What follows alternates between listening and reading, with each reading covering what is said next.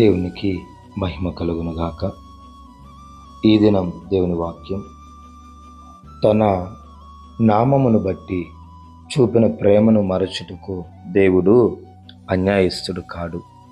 గమనించినట్టు కనుక ఇక్కడ దేవుని యొక్క నామం బట్టి తన పరిశుద్ధులకు, అంటే దేవుని నమ్మినట్టు మిగిలిన ప్రజలకు చేసిన ఉపకారాన్ని మరిచిపోయేదానికి దేవుడు అన్యాయస్తుడు కాదండి. లేఖనం ఇలాగ సెలవిస్తూ ఉంది, తన పేరట వచ్చిన వారికి గిన్నెడు చల్లేగిస్తే పరలోకంలో ప్రతిఫలం పోదని. ప్రవక్తను చేర్చుకునే వారికి ప్రవక్త ప్రతిఫలము ఇస్తాననేసి ప్రభువు సెలవిస్తున్నాడు. కాబట్టి నువ్వు దేవుని యొక్క పరిచర్యలో పరిశుద్ధులకు కావచ్చు, దేవుని యొక్క మందిర సేవ విషయంలో కావచ్చు, నువ్వు ఏదైనా సరే నువ్వు చేసినటువంటి సేవకు ప్రతిఫలం ఇవ్వకుండా, నువ్వు చేసిన దానికి ప్రతిఫలం ఇవ్వకుండా మర్చిపోయేదానికి దేవుడు అన్యాయస్తుడు ఎంత మాత్రం కాదండి.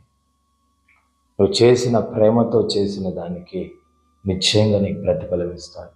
నీ ఎడల కూడా అటువంటి ప్రేమను చూపేవాడిని ఖచ్చితంగా నీకు అనుగ్రహిస్తాడే కానీ అనుగ్రహించకుండా నీకు అన్యాయం చేసేవాడు ఎంత మాత్రం కాదంటే మన ప్రభు అయిన యేసుక్రీస్తు వారు.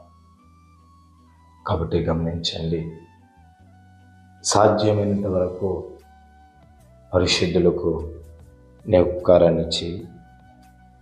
సాధ్యమైనంత వరకు దేవుని యొక్క మందిర పరిచర్య విషయాలలో పాలు పంపులు పొందుకో. దాని ద్వారా వచ్చే ప్రతిఫలం ఆశించి కాదు, కానీ దేవుని యొక్క మాటను బట్టి నేను చేస్తున్నాను చెయ్యి. నిశ్చయముగా తద్వారా గొప్ప ఆశీర్వాదాన్ని పొందుకుంటావు, గొప్ప మేలు నువ్వు పొందుకుంటావు. నీ మందిర ఆవరణములలో ఒక దినమును నివసించుట 1000 దినాల కంటే శ్రేష్టం. దేవుని యొక్క మందిర ఆవరణములను ఒక దినము గడిపేది 1000 దినాలంత గొప్ప ఆశీర్వాదాన్ని, భాగ్యాన్ని తీసుకుని వస్తావు. కాబట్టి దేవుని యొక్క మందిర ఆవరణంలో నువ్వు గడుపు. దేవుని మందిర పరిచర్య విషయంలో నీవు పాలు పంపులు పొందుకో. ఆయన సేవ విషయంలో పాలు పంపులు పొందుకో. పరిశుద్ధులకు పరిచర్య చేయి. నిశ్చయముగా గొప్ప ఆశీర్వాదాన్ని పొందుకుంటావు. ప్రభువు ఈ మాటను దీవించి ఆశీర్వదించుగాక. పరిశుద్ధుడా, స్తోత్రాలు. ఈ మాటలు బట్టి నీకు మీ వందనాలు, స్తోత్రాలు చెల్లిస్తున్నాను.